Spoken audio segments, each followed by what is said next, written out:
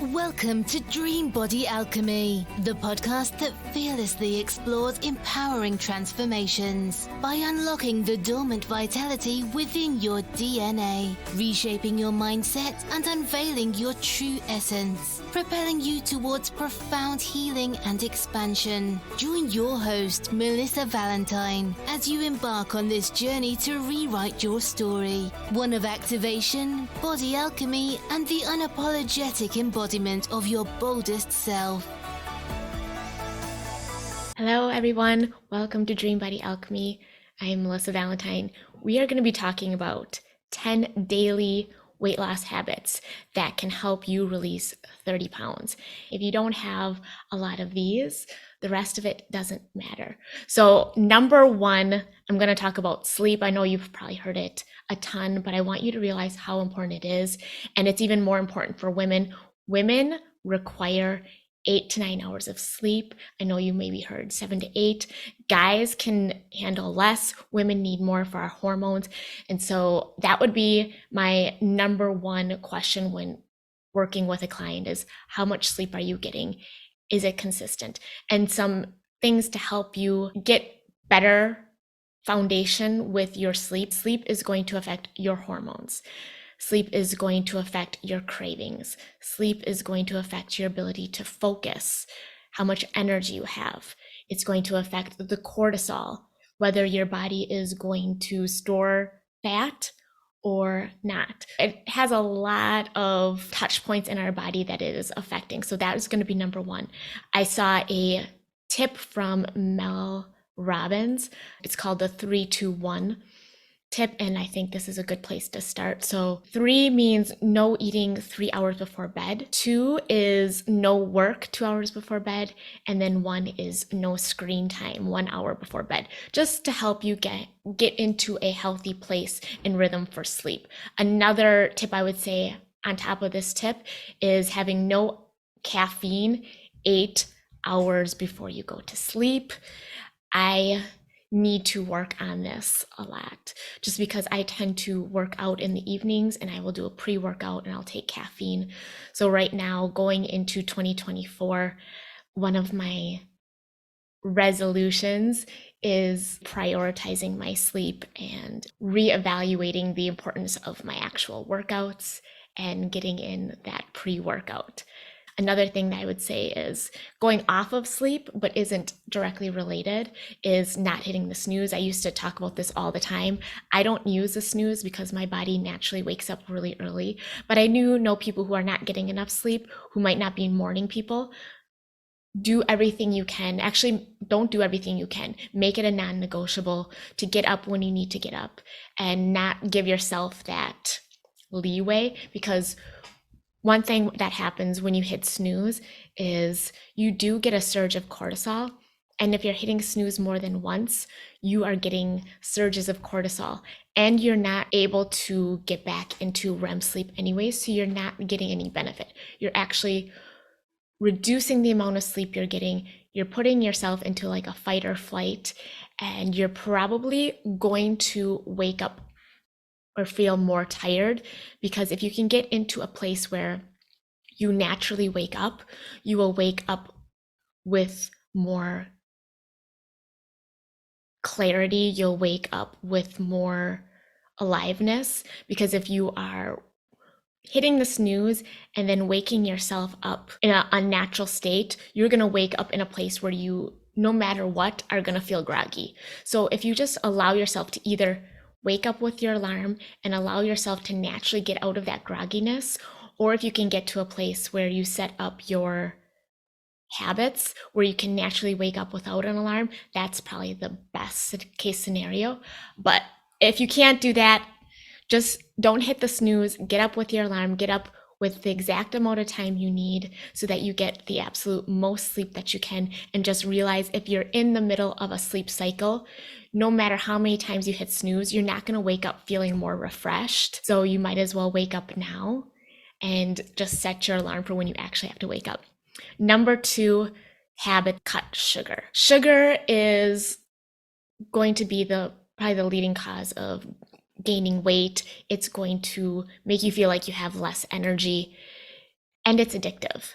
So getting sugar out of your diet as best as you can. And now, with one caveat, during that time of the month, PMS, our bodies are actually searching for certain nutrients, and you might crave chocolate. And if you are, and again, whenever I'm telling you guys a tip, I am also talking to myself, is dark chocolate. If you are someone who has cravings for chocolate during that time of the month, I would definitely say switch to a darker chocolate. Give yourself that indulgence, but train yourself to appreciate more of the chocolate with less of the sugar and milk. Because we're not necessarily craving the sugar and milk. Well, we might be, but what our body is craving is going to be the chocolate. So cut out sugar, leave yourself little treats. You'll enjoy natural sugars more, and you'll find that your energy is up higher. It's better for your skin. It is better for your mood. So cut out that sugar, and it's better for your waistline.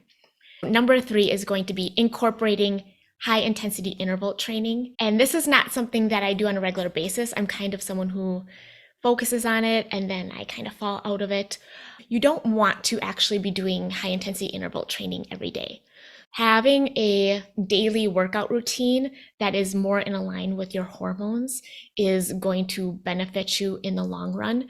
But incorporating high intensity interval training the week before your period and the week after your period is going to be the best time to incorporate high intensity interval training. The reason why we want to incorporate it, and if you don't know what it means having intervals of higher intensity followed by intervals of slower intensity. And what this allows you to do is it allows you to get your heart rate up. It allows you to tap into growth hormone.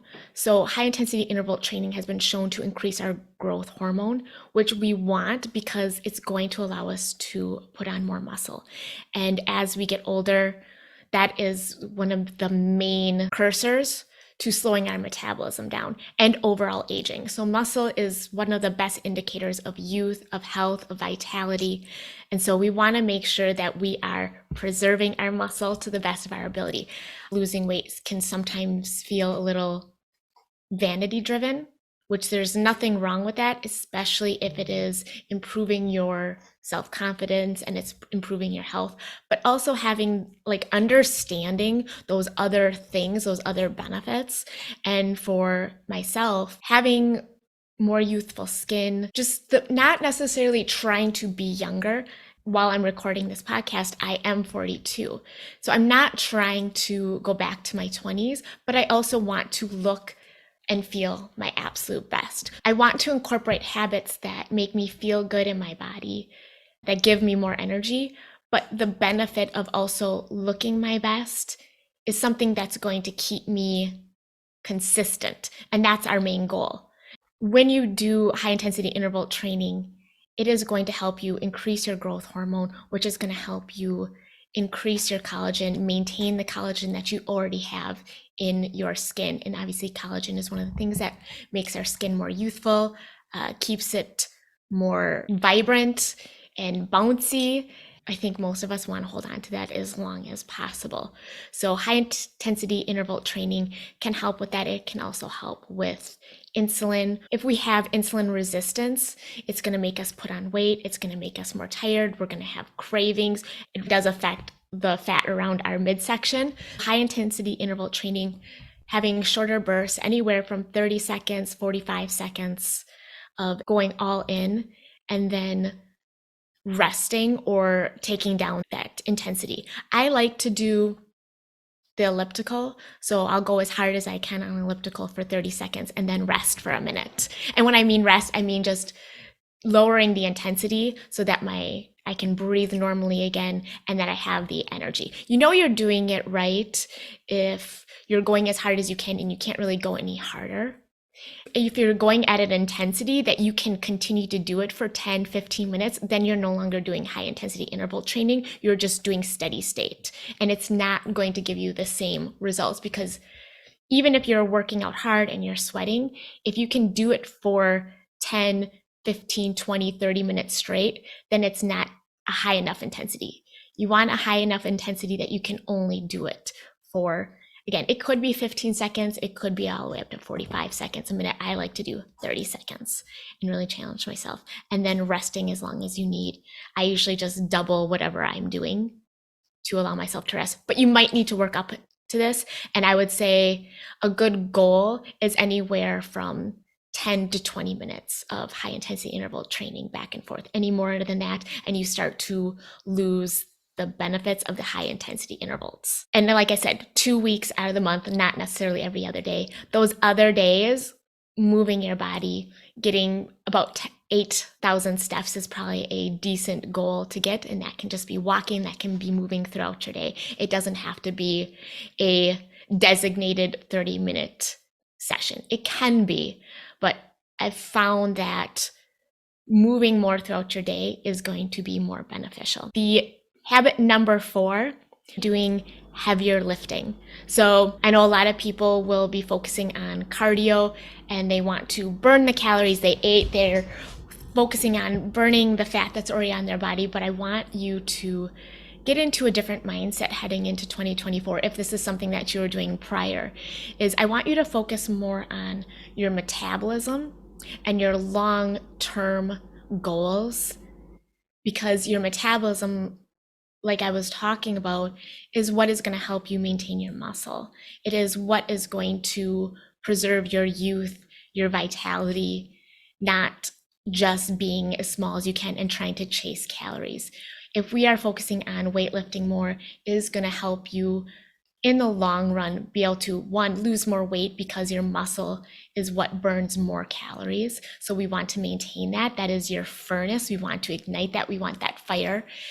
And so then in the future, when you do eat, you can eat more and you don't have to think about it. So in my circumstances, when I was younger, like say 20 years ago, when I was in my 20s, I would do up to 90 minutes of cardio because I just wanted to maintain my weight. But what it did is it kept me from being able to put on the muscle I needed. And if you're spending all that time doing cardio, chasing after calories, you are going to affect your muscle's ability to recover and repair from any weight training that you're doing. I would suggest moving forward is focusing on anywhere from 3 to 5 strength training routines in your exercise regimen. So again, it could be as little as 2. So if you're just getting started, you could do 2 weightlifting sessions and move up to 3, 4, or 5. It also depends on your ability to recover, how much sleep you're getting. So there's going to be lots of different factors, but heavy weight lifting, and heavy, I would say anywhere from 8 to 12 reps. You can do less, you can do more. I'm not saying this is the only way to do it, but if you're getting into and you want to know how much is considered heavy, anywhere between 8 and 12 reps, where the last couple of reps is challenging, but you can still be in good form. I know this might sound elementary to some people, but again, if you're someone who's trying to release weight and you have been plateaued, or you find that you're gaining more weight as you get older, a big part of it could be that you're not getting in the weight training. Maybe you're doing too much cardio, you're not focusing enough on weight training, and maybe it's just not a high enough intensity. Building muscle is going to keep you younger biologically and physically. So let's get in more strength training. I think 2024 is going to be less about getting thin and more about getting strong. Now, with that being said, because I know I might have just opened up a door, lifting weights is not going to make you big and bulky. I have been lifting weights for most of my life and I have never gotten big. I don't think anyone would ever say I'm big. It takes a lot of energy. It takes outside supplements and resources. It takes a certain amount of testosterone, which most women do not have. And to put on any kind of major mass, you need to be in a calorie surplus. So if you are in a calorie deficit, which if you're trying to release weight, that's the number one habit. I didn't put this in here, but I feel like that's self-explanatory. But if it's not, you want to be in a calorie deficit to lose weight. These are just habits that are going to help you do that. There's we could talk about exactly what you're eating and how much exercise and how many calories you need. That's not exactly what we're going to be talking about here. These are the other daily habits that are going to help you release that weight. But again, primary goal is to be in a calorie deficit to release excess weight. Number 5, creatine. So I don't recommend a lot of supplements. Please talk to your doctor. When I'm working with my clients one-on-one, when we're doing the one-on-one atmosphere, I do have a doctor that I work with, and we go over labs and you can get very specific. So that information can be answered by a doctor. But creatine is relatively safe. It is highly researched, and the amazing thing about creatine is, one, it's something that we already need in our bodies. We tend to not have enough of it, especially women that are in menopause. So creatine has a plethora of benefits, but for you to release weight, it's going to help you with your performance. It's going to help you with recovery. It's going to help you put on more muscle. You're going to be able to lift more, have more energy. All of these things are going to be vital if you're trying to release weight. The energy that you have to put towards it is going to be key. Creatine is relatively inexpensive, so you can give it a try. And some of the other extra added benefits is it helps in performance with like cognitive abilities. So it's going to help you be more clear, more focused. It's going to basically help your body overall with performance. Like I said, as we get older, it is harder to put on muscle, and we lose muscle, especially if we're not doing anything like weight training to build it and maintain it. Creatine is just that little added bonus that women, especially in menopause, can benefit from, because it's already a little bit harder for us to put on muscle, or a lot bit harder. So that extra boost can help you stay lean, can help you lose weight as you enter a different chapter of your life. I could not go through this 10 daily weight loss habits without talking about protein. So we are talking about how you have to be in a calorie deficit to release weight. That's just thermodynamics. That is something that doesn't have to be huge. I would say in some of my other podcasts, I'll be talking about how slow and steady is the most optimal thing you can do when releasing weight and keeping it off permanently. So you don't have to be in a huge calorie deficit, but increasing your protein is going to help you in a few different ways. One, it's going to support your muscle growth. Again, muscle helps with your metabolism. Your metabolism is probably the most important, next to being in a calorie deficit, to lose weight and keep it off. So we want to be supporting that muscle growth, supporting the muscle maintenance while we are in that weight loss phase. It also is going to keep you more satisfied. So when you're eating foods, if you're eating foods that don't have protein in them, you're going to want more, you're going to be hungry sooner. So we want to not necessarily be so focused on how many calories we're consuming. That is very, very important. It's actually really important. But if we're eating the right things, if we're consuming the right nutrition, we are giving ourselves the nutrients we need, we won't need as many calories to feel satisfied. And the third reason is protein is going to burn more calories per gram. So when you eat things like carbs and fat, you're not going to burn as many calories breaking those down and utilizing the nutrients as you are protein. So when you incorporate more protein, it takes your body more calories to break it down. It all adds up. Number 7, fasting. Now, this can be a controversial topic. I'm going to make it a little less controversial because I want most of these tips to be things that the majority of my audience can take away. And so when I talk about the majority of my audience, I am referring to guys can use all of these tips too, but my main demographic that I am wanting to connect with is women. And so when we talk about fasting, fasting can be great. Not necessarily so you're in a calorie deficit, but that can help, because if you're controlling when you're eating your calories, it's a lot easier to control what you're eating when you have a frame of when you're going to be doing that by. But the other thing is that fasting has been shown to help with regulating blood sugar and insulin. So if you can regulate your insulin and your blood sugars, that is going to help you release weight. There is this whole other part where if you are giving yourself a window where you aren't eating, you're also freeing up that energy so that your body can do other things like focus more on detoxing, healing, recovering. That's what they call rest and digest. So when we're sleeping, our body is resting. When we're sleeping, our body is recovering. And part of that is ideally, if you took my habit number 1 and you're not eating 3 hours before sleep, you're starting that process sooner. But when we're not digesting, we're allowing those resources to go to other parts of our body to heal and recover. And so that is another benefit of fasting.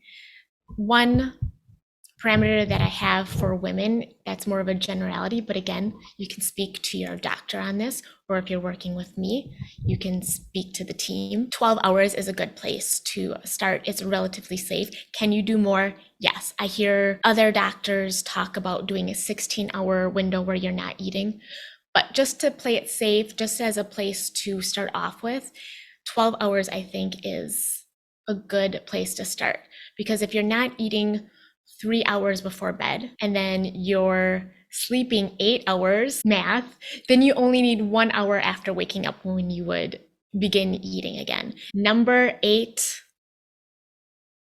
this one isn't necessarily a daily habit, but there's something called an exit strategy. So if you are in a diet, you are in some sort of calorie deficit. You don't want to go from a calorie deficit to go back to what you're eating, but you also don't want to stay in what you consider a calorie deficit. There is a period where your hormones are going to be somewhat dysregulated, because anytime you're in a diet, it is going to affect your cortisol. Your metabolism is going to be a little bit slower. Your energy might be affected. Your mindset might be affected. So there is a period where you want to go from your calorie deficit to a maintenance plan. And that is what I call the exit strategy. Because if you just stop from your diet, your hormones are going to try to get you to eat more. You are going to be hungrier. We want to go to a place where we somewhat manipulate the system so our hunger hormones go back to normal, so that we increase your metabolism. We want to get your hunger hormones in a place where your body isn't trying to get you to gain that weight. I know this from personal experience. Now, this is extreme, but I did a water fast in the mountains of Costa Rica.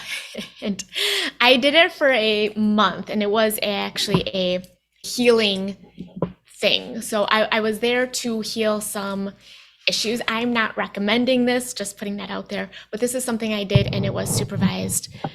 And so I went and I did this water fast for about a month in Costa Rica, came back, and I could not get satisfied. I was so hungry all of the time. And I did put the weight back on. I was lifting weights when I got back. I was weak as heck. I remember actually being in the airport, understanding that I just went through a water fast, not understanding how weak I was, because even with the water fast, we still did like a few days where we slowly reintroduced food. And I went to go put my luggage up above the seat and almost took myself out and a couple of people around me. And I had to have someone like reach in and put it up. I'm like, oh my God, I'm really, really embarrassed. That's usually pretty easy for me. But I digress. I did put the muscle back on, but I also put on fat relatively quickly, and I was really hungry all the time, and I could not turn that off. So you want to have a plan going into your exit strategy. If that is probably one of the best reasons to not only get support on your journey, but also have that aftercare of someone who understands what you need to do, so that you're not one of these people who loses the weight, goes off of the diet, puts the weight on plus some, then tries to lose weight again and puts the weight on plus some. Because what's happening is each time you go through a round of being on a diet, you are slowing your metabolism, you are losing muscle, And if you're not having an exit strategy, your metabolism might stay. So you are gaining more weight quicker and you don't have the muscle. So you don't have that ability to eat as much either. Number 9, we want to go slower. So the daily habit I want you to think of is this isn't a race. This is a destination. So your habit should be, how slow can I go? How much can I eat while I release weight? For all of the reasons I talked about, if you're trying to release weight too fast, that's not a daily habit, right? That is, I'm going to do this now, and then I'm going to do something later. I'm going to make progress now, and then I'm going to go into a more lifestyle approach. But it doesn't really work that way. Anything that you're doing too extreme, cutting calories too much, cutting too many food groups out, working out more than you feel is sustainable long term, is going to, one, negatively affect your hormones and your metabolism, but it's also going to affect your mindset. I have a lot of people that I talk to that are all or nothing, and they've never cultivated that moderation. And so they're either all in or they're all out. And so if you think in those terms, that is the results you're going to get. You're either going to be all in or all out. So it is best to take your time, make these new habits, tweak them as you go, and don't worry about the person who's losing 10 pounds in a week. A lot of that is water. Some of that might be muscle. It is not fat. Maybe they pooped more because they changed something in their diet. All I'm saying is we want to think about our long-term goals so that we have long-term results. And number 10, the habit we want to incorporate daily so that it will help us lose 30 pounds or 20 pounds or 10 pounds or 60 pounds is we need an identity shift. You need to step into the identity of the person who is in her dream body. You need to step into the identity of someone who works out every day.